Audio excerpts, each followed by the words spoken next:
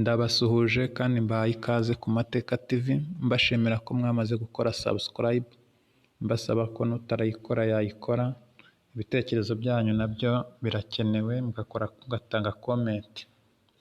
Mu bisanzwe rero tubagezaho amateka y'u Rwanda ndetse no ku isi yose, aho twagiye tubagezaho ibiganiro byacu bitandukanye, harimo ingoro ziboneka mu Rwanda ndetse n'andi mateka. Mu by'ukuri tugarutse ku ngoro y'amateka y'abami iherereye i Nyanza mu karere ka Nyanza mu ntara y'Amajyepfo, aho bita mu Rukari. I Nyanza niho hari ingoro y'umwami Mutara wa gatatu Rudahigwa. Kuva mu 1932 nibwo umwami yubakiwe ingoro y'Ababiligi, ariko sibwo yimye ingoma, kuko Mutara wa gatatu Rudahigwa yimye ingoma kuri 16 z'ukwa 11 1931, ubwo abakoloni b'Ababiligi bari bamaze guca papa we cyangwa se ise Yuhi wa gatanu Musinga. Mu mateka y'u Rwanda ntabwo umwami yaturaga aho undi yabaga yaratuye, aribwo haje kubaho kurambagiza hariya hari ingoro y'umwami wa Mutara wa gatatu Rudahigwa. Ubundi Nyanza kugira ngo ibe umurwa w'abami byatangiye ubwo Musinga yageraga i Nyanza avuye i Kamonyi mu 1999. Kuva mu 1999 kugeza mu 1961, Nyanza yari umurwa ukomeye w'abami. Nyanza hari ibwami. Musinga yabengutse mu Gakenyeri, niho hari ingoro ye. Bamaze kumuca nibwo Mutara wa gatatu Rudahigwa yimye ingoma. Abakoloni bo babenguka ahubatse ingoro ye ubungubu, niho bayimwubakiye. Iyo ngoro bamwubakiye yayibayemo kugeza mu 1959 hamwe n'umwamikazi Rosalie Gicanda ubwo yatangaga, bibutsa ko aribwo Repubulika ya mbere yatangiraga.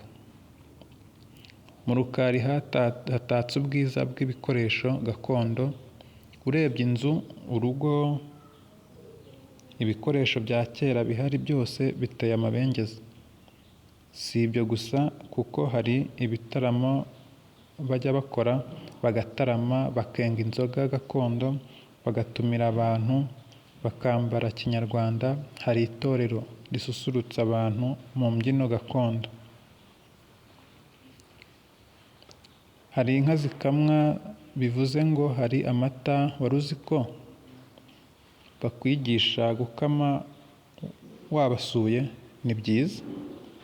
Mu Rukari ntago hari ingoro y'abami gusa, burya hari n'ahandi wasura. Ibindi bintu nyaburanga bishingiye ku mateka twavuga harimo nk'ingoro iherereye ku Rwesero.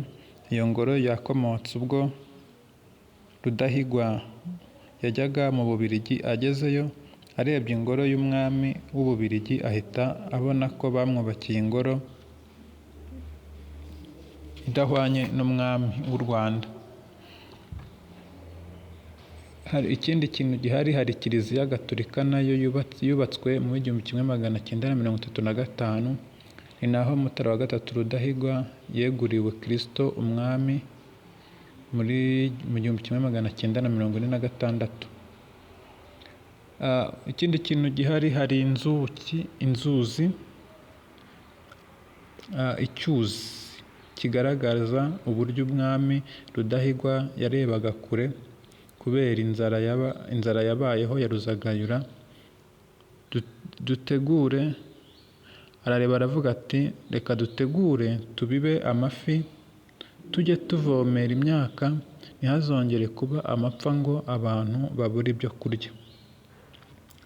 Ikindi kintu cya kane gihari ibwami, hari uruganda rutunganya amata rwubatswe na Mutara wa gatatu Rudahigwa mu 1937, amata y'i Nyanza. Ikindi kintu gihari giherereye i Nyanza, hari ubusitani bugari bwakira imbaga y'abantu mu gihe cy'igitaramo. I Nyanza twataramye.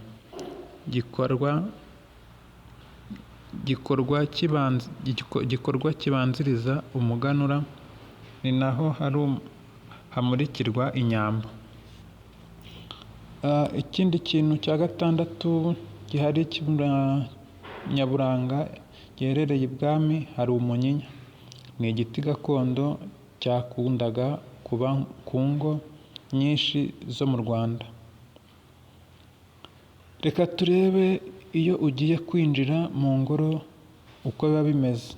Nkwibutsa gukanda subscribe n'akazogera ndetse ugatanga comment na share ku inshuti zawe.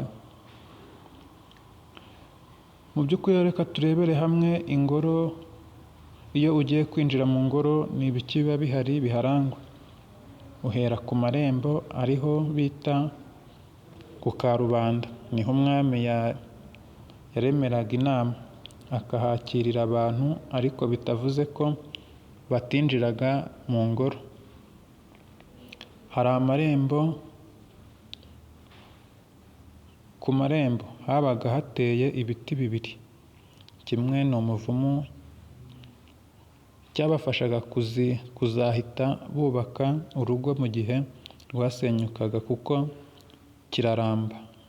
Bagikuragamo ibikoresho gakondo nk'imbehe, umuvure, isekuru, ibyatsi n'ibindi. Harimo imyambarire, impuzu zakorwaga mu bishishwa by'umuvumu, ibyo bita gukoma impuzu. Igiti cya kabiri ni umuko, bawuteraga ku marembo nk'umurinzi. Byo byaturutse he? Hari imvugo ivuga ngo Ryangombe rya Babinga ba Nyundo. Kugira ngo ube umurinzi nuko Ryangombe rya Babinga ba Nyundo niwe wari umuhuza w'Abanyarwanda n'Imana. Yagiye guhiga nk'abakomeye bo hambere. Ageze mu ishyamba ahura n'imbogo imutera ihembe, imunaga ku giti cy'umurinzi. Amashami aramufata ntiyamanuka ngo imbogo imwice.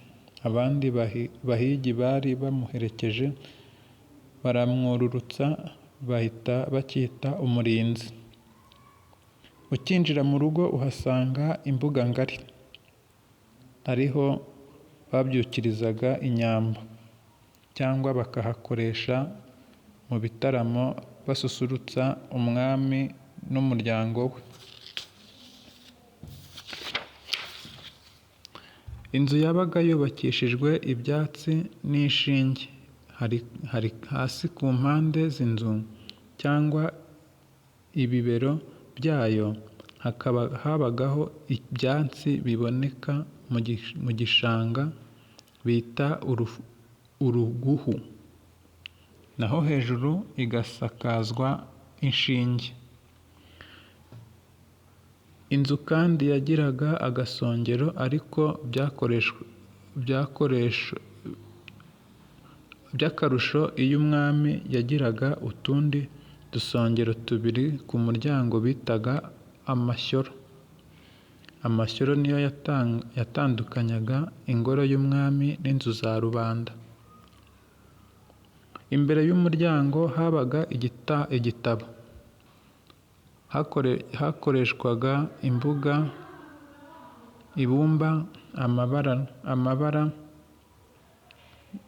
nayo bitukura. Bayabonaga mu gishonyi n'amaraso y'uburondwe kugira ngo bitukure. Habagaho ibitabo bibiri rero. Reka turebere hamwe ibyo bitabo bibiri ni ibihe. Habagaho igitabo bita Inkomane. Ni igitabo cy'umurongo w'umweru ari cyo Nyirantarengwa, bivuze ko ntawaharengaga. Mbere yo kwinjira wabonaga inteko ariyo ntebe ya Kinyarwanda. Mbibutsa ko batavuga kwicara k'umwami, ahubwo bavuga ko umwami atetse ku nteko ijabiro. Inkingi ariyo yitwa inkingi y'imbabazi ku mwami. Iyo wabaga warakoresheje umwami akagutanga, warakosheje umwami akagutanga, ariko ugacika ingabo ukazitanga gukora ku nkingi, wahitaga uhabwa imbabazi.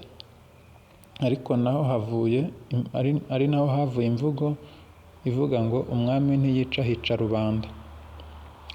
Mu gikari niho habaga inzu yabagaho iteretswemo inzoga, ndetse no mu rundi ruhande hakaba iyaterekwagamo amata. Hari imwima aricyo gice cya kane kiboneka mu ngoro eshatu ziri mu Rukari. Ni imwima ariho hari umusezero w'abami babiri b'u Rwanda ari bo Mutara wa gatatu Rudahigwa, ndetse n'umuvandimwe we Kigeli wa kane Ndahindurwa, ndetse n'umwamikazi Rozaliya Gicanda niho yatabarijwe. Murakoze gukurikira Amateka TV, mbiseguraho ko hagiye habonekamo impamvu z'amajwi atameze neza kubera ikoranabuhanga, ariko mbizeza ko ubutaha bizagenda neza. Murakoze gukurikira Amateka TV, nongera kwibutsa ko mukora subscribe, share ndetse na comment kugira ngo tubashe kubagezaho andi mateka atandukanye. Murakoze.